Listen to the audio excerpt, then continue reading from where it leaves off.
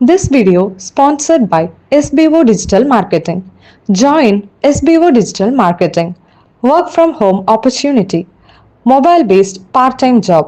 Perfect for students, homemakers, and job seekers. Use your free time to earn. No fixed hours. Work at your convenience. Just share and publish content. Simple task, no selling or no referral. Have a Facebook, Instagram, or YouTube account? You're already eligible. Earn daily income with instant payouts. Start from day one. Skip பண்ணாதீங்க. பெரிய தப்பு. தினம் 300 ரூபாய் சம்பாதிக்க அரிய வாய்ப்பு. Instagram, Facebook பயன்படுத்த தெரிந்தால் போதும் content post and content publishing மூலமா தினம் 300 ரூபாய் சம்பாதிக்கலாம். இந்த வேலை செய்ய 5 நிமிடம் போதும். Work training support, group communication support, all language customer live chat support, முக்கியமா சொந்தமா ஒரு பிசினஸ் ஸ்டார்ட் பண்ற அளவுக்கு உங்களால கற்றுக்கொள்ளவும் முடியும், சம்பாதிக்கவும் முடியும். இந்த வேலை வாய்ப்பு வழங்குவது 5 வருடத்திற்கு மேல ரன் ஆகிட்டு இருக்க நம்ம தமிழ்நாட்டு company school of business organisation private limited. மேலும் விவரங்களுக்கு டிஸ்கிரிப்ஷன்ல கொடுத்திருக்க நம்பருக்கு வாட்ஸ்அப் பண்ணுங்க.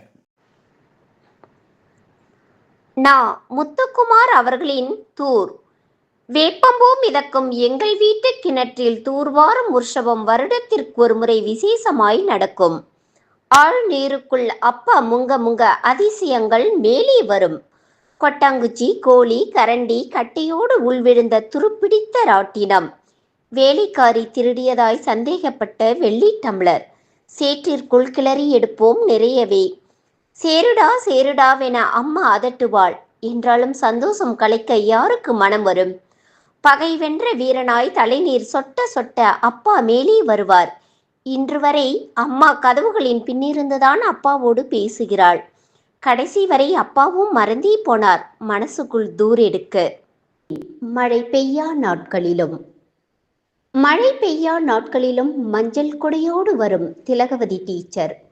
வகுப்பின் முதல் நாளன்று முன்பொரு முறை எங்களிடம் கேட்டார், படிச்சு முடிச்சதும் என்ன ஆக போறீங்க?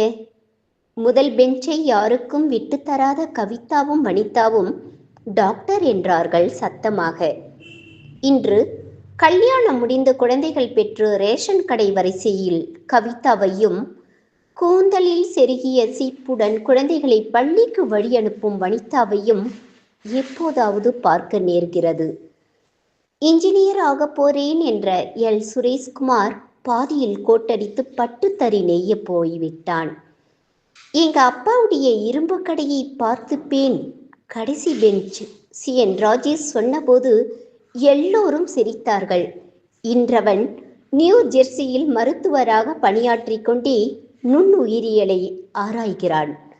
ஃப்ளைட் ஓட்டுவேன் என்று சொல்லி ஆச்சரியங்களில் எங்களை தள்ளிய அகஸ்டின் செல்லபாபு டிஎன்பிஎஸ்சி எழுதி கடைநிலை ஊழியனானான். அணுசக்தி விஞ்ஞானியாவேன் என்ற நான் திரைப்பாடல்கள் எழுதி கொண்டிருக்கிறேன். வாழ்க்கையின் காற்று எல்லோரையும் திசை மாற்றி போட வாத்தியாராவேன் என்று சொன்ன குண்டு சுரேஷ் மட்டும் நாங்கள் படித்த அதே பள்ளியில் ஆசிரியராக பணியாற்றுகிறான். நினைச்ச வேலையை செய்யற எப்படி இருக்கும் மாப்பிளே என்றேன்.